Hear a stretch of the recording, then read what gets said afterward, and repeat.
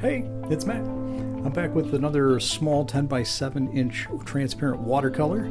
This one's a little bit different than the usual subject matter. This one is some caricatured fish. A little bit different than the usual birds and insects that I do. On this one I wanted to have a really splashy, exciting background. And to do this I started with a wet on wet wash. I pre-wet the paper. And then I had two different blues that I put in on the wet background. Blotted up a couple of the excess parts where there's extra pigment. And then I hit that with the hairdryer to lock in the first pass of color.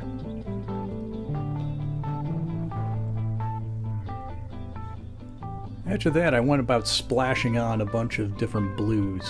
And I did this in a variety of different ways. Sometimes I flicked it on with a brush.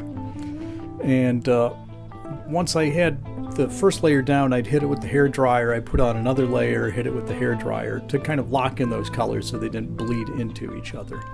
And I did this a bunch of times and using different blues. Some were purpley blues, as you can see. Some were blue greens, and just kind of a lot of different colors. Depending which brush you use, you get very different spatters. And I wanted to have an overall gradient from the left side of the page being lighter to darker on the right side of the page.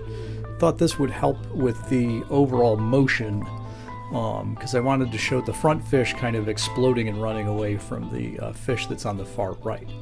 So I was going to have the darker colors on the right and then all the spatters kind of exploding out from that to give it the idea of this motion. At this point I put in a couple of lines just showing different zippy motions coming from that dark mass on the right over to the fish on the left. And continued to spatter in darker and darker things using a lot of fairly saturated purples and blues and blue-greens. Time to clean the table. Got to keep your work surface somewhat clean at least. So then I peeled off the frisket, revealing the white of the paper. And then I'd be able to paint my fish on the clean background. In order to get, I frisketed the fish off very carefully, and then I flicked the liquid frisket on to get the spatters, which will later be bubbles and trails of bubbles coming from the fish. And once I had that off, I transferred the sketch over using some tracing paper. And then I started putting in the lightest local colors of each of the fish.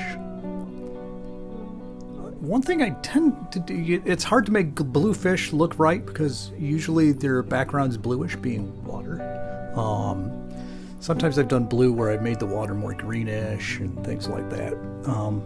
But with this one I had some very bold colors that would contrast and go well against those blues of the background. So I was basically glazing in. You can see on the right that the palette's using fairly transparent watercolor and just doing multiple layers on top to get the basic tones of these fish down. And once those basic ones were on, I just would glaze in ever darker, slightly more opaque layers on top of these. I think almost everything at this phase was done with a number 2 round. Some of the little details around the teeth I was using a 10-aught brush, for those things, but the rest of it was not overly tiny brushes.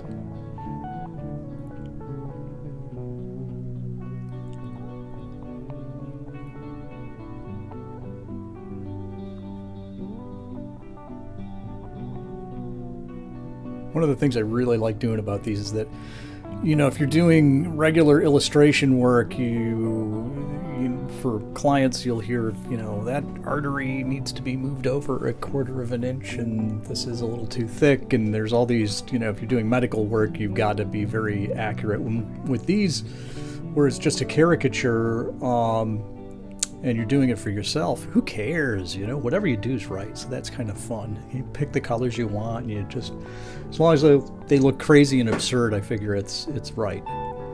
And that makes these fun to do. And they're a little less demanding as far as detail than the the birds and insects that I do, because I'm not worried about scientific accuracy and, you know, that each feather is perfectly rendered and things like that. With these, it's just, you know, if it's crazy, it looks right.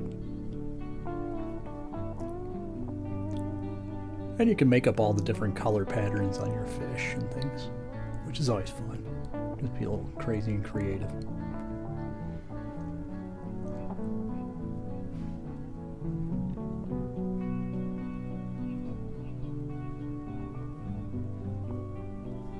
Most of the sketches that I do for these, I'll be waiting for the kids either in karate or at their piano lesson, and if I don't have a bird to sketch, I'll just do some of these, and I'll end up having a whole collection of just kind of crazy looking fish, and then I'll try to compose them onto one page where I have a collection of them that kind of go together.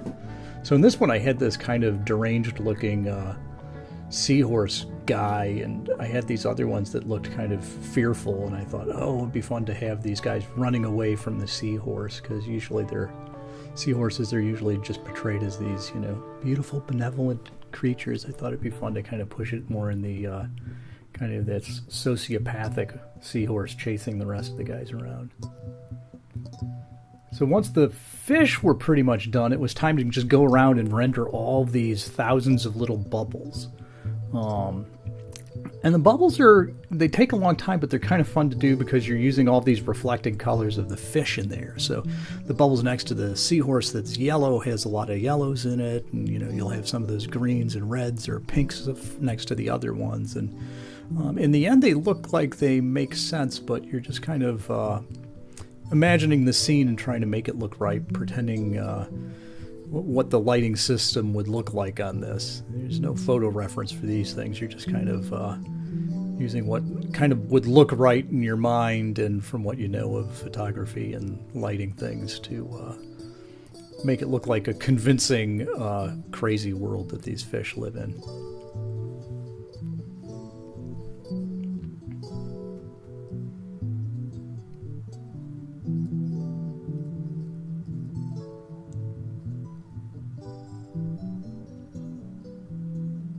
You'll also notice when I do these that I'm continually moving the paper around.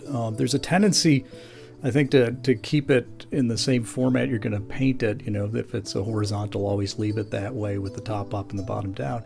But there are times where your hand and arm naturally wants to move in a slightly different direction. So if you move that page around, it often makes it easier for you to get all the details you want. So that's the painting. This was a fun one to work on. So again, it was a 10 by 7 inch transparent watercolor. If you get a chance, leave a comment, have a peek at the blog or the website. Thanks for watching.